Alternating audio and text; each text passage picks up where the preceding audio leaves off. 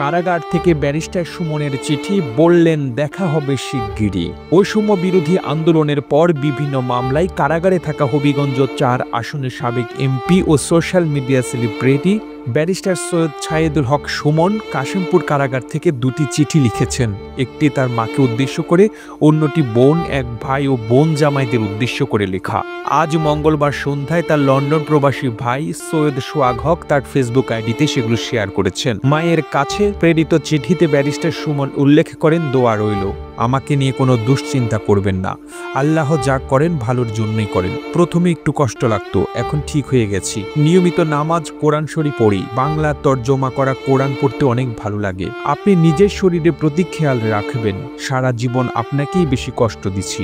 অনেক মোটা বাচ্চা হওয়ার কারণে আমার জন্মের সময় আপনাকে কষ্ট দিচ্ছি। এই ৪৫ বছরে এসেও আপনার টাকায় আমার পরিবারের বাসা ভাড়া হয়। এর চেয়ে বেশি কি আর এক মায়ের কাছ থেকে নিতে পারি? আপনার জন্য দোয়া রইল। যে বয়সে আপনাকে আমার সেবা করার কথা, সেই বয়সে বরং আপনারাই আমার পরিবারকে দেখতেছেন।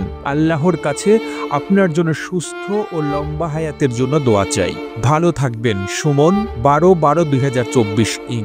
বোন, ভাই ও বোনের স্বামীদের কাছে লেখা চিঠিতে তিনি উল্লেখ করেন, আমার জন্য কোনো চিন্তা করো না, রাজবন্দী হিসেবে জেলে আছি, কোনো চোর বা দুর্নীতির হিসেবে নই।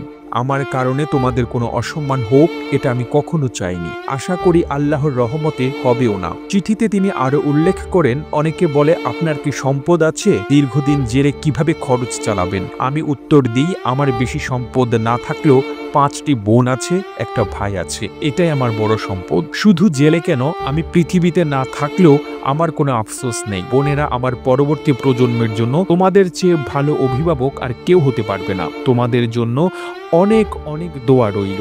ভালো থেকো তোমরা সবাই। আল্লাহ চাইলে দেখা হবে শীঘ্রই। সুমন, কাশিমপুর কারাগার থেকে ১৭/১২/২০২৪ ইং। ব্যারিস্টার সৈয়দ ছায়েদুল হক সুমনের ভাই লন্ডন প্রবাসী সৈয়দ সোহাগ বলেন, তার মা ও বোনেরা দেশে ও প্রবাসে আছেন। কারাগার থেকে পাওয়া চিঠি সোশ্যাল মিডিয়া ও হোয়াটসঅ্যাপের মাধ্যমে সবাই পেয়েছেন। আমরা সকলেই আজ আবেগে আপ্লুত। তবে ব্যারিস্টার সুমন তার জীবনের সকল অর্জন মানুষের কল্যাণে ব্যয় করেছে, কোনো অনিয়ম ও দুর্নীতি করেনি। আশা করি আইনি প্রক্রিয়ার মাধ্যমে সে শিগগিরই জনতার মাঝে ফিরে আসবে। প্রতিবেদনটি ভালো লেগে থাকলে আপনার ফেসবুকের টাইমলাইনে এখনই শেয়ার করুন। সেই সঙ্গে বিশ্ব বাংলার ফেসবুক পেজটিকে ফলো করুন ও বিশ্ব বাংলার ইউটিউব চ্যানেলটিকে সাবস্ক্রাইব করুন। আর আপনি বাংলাদেশের কোন জেলা থেকে এই ভিডিওটি দেখছেন আমাদের কমেন্ট করে জানান। আমরা পরবর্তী ভিডিওতে আপনাকে ধন্যবাদ জানাতে ভুলব না। এতক্ষণ বিশ্ব বাংলার সাথে থাকার জন্য অসংখ্য ধন্যবাদ।